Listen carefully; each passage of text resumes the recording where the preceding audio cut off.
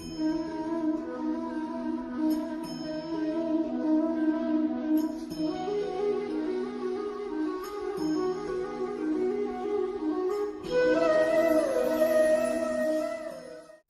साथियों, मैं आचार्य रमेश दसमान आपका स्वागत करता हूं मेरे इस वीडियो चैनल जिसका नाम है ज्योतिष दृष्टि।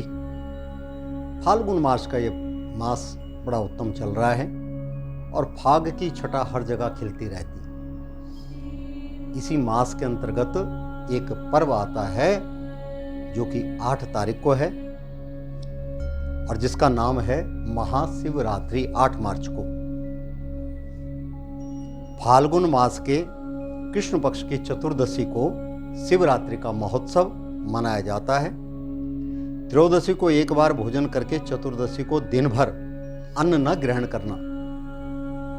नहीं करना चाहिए। काले तिलों से स्नान करके रात्रि में विधिवत शिव पूजन करना चाहिए। शिव जी के सबसे प्रिय पुष्पों से जैसे मंदार, कनेर, बेलपत्र, मौलसरी, इनसे भगवान शिव की पूजा अर्चना करनी चाहिए। किंतु पूजन विधान में बेलपत्र सबसे प्रमुख है। शिव को बेल बहुत प्रिय है, त्रिनेत्रधारी।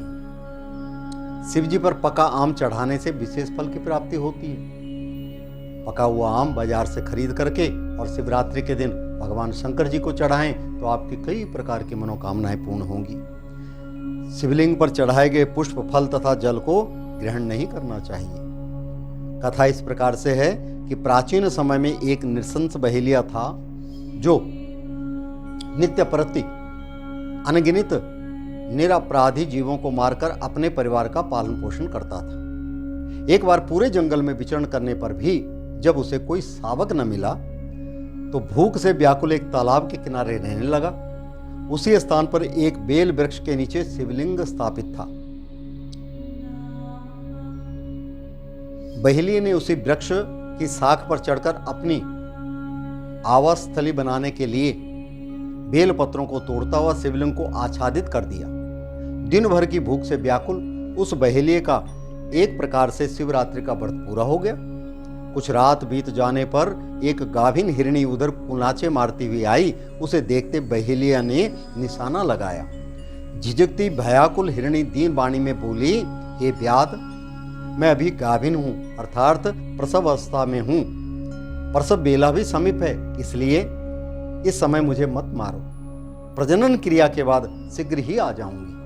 बहेलिया उसकी बातों को मान गया और थोड़ी देर रात व्यतीत होने पर एक दूसरी मिर्गी उस स्थान पर आई और पुनः बहेलिये के निशाना साधते उस मिर्गी ने भी निवेदन किया, मैं अभी ऋतु क्रिया से निवृत्त सकामा हूं, इसलिए मुझे पति समागम करने दीजिए, मारिए नहीं।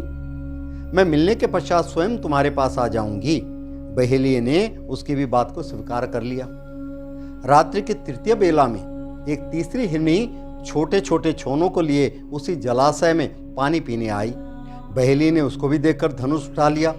तब उस हिरणी ने कतार स्वर में बोली, हे व्याध, मैं इन छोनों को यानी जो छोटे बच्चे हैं हिरण के संरक्षण में कर आऊं तो तुम मुझे मार डालना।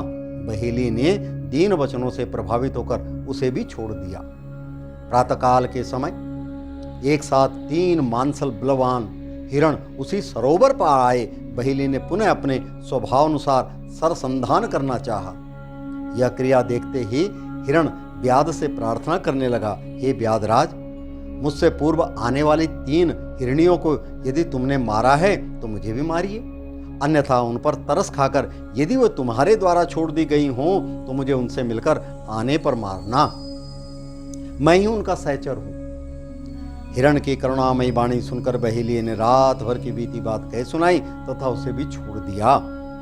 दिन भर उपवास, पूरी रात का जागरण तथा शिव प्रतिमा पर बेल पत्र गिरने चढ़ाने के कारण बहेलिये में आंतरिक शुचिता आ गई। उसका मन निर्दयता से कोमलता में बदल गया। हिरण परिवार के लौटने पर भी न मारने का निश्चय कर लिया।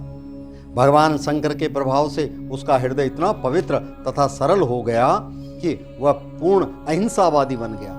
उधर हिरणियों से मिलने के पश्चात हिरण ने बहेलिये के पास आकर अपनी सत्यवादिता का परिचय दिया।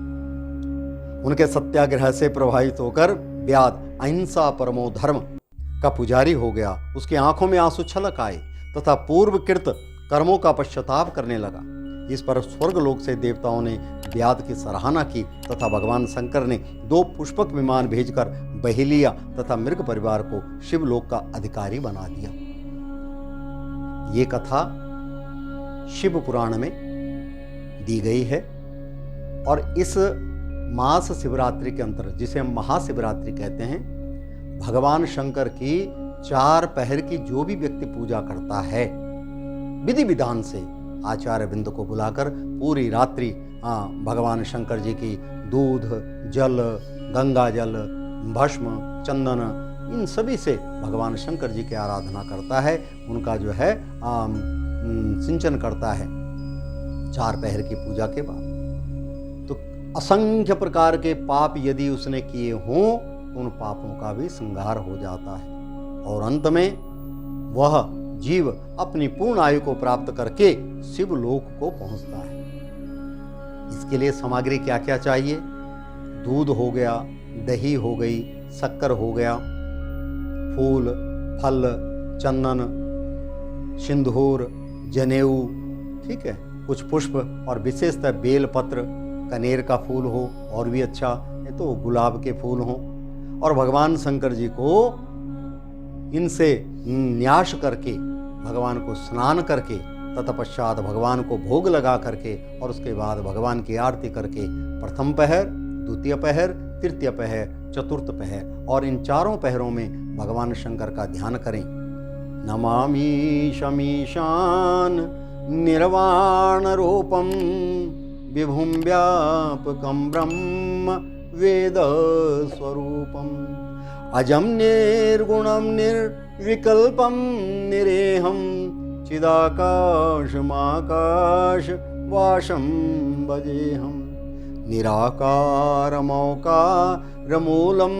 तुरीयं गिराज्ञानगौते तमीशं गिरीशं करालं महाकालं कृपालं गुणागार संसार पारं नतोऽहं तुषारादिशंका शगौरं गंभीरं मनोभूतकोटि प्रभासे शरीरं सफलमौलिकल्लो नीचारुगंगा लसदुबालुबाले कंठे भुजंग चलत्कुण्डलं शोभ्रनेत्रं विशालं प्रसन्नाननं नीलकण्ठदयालं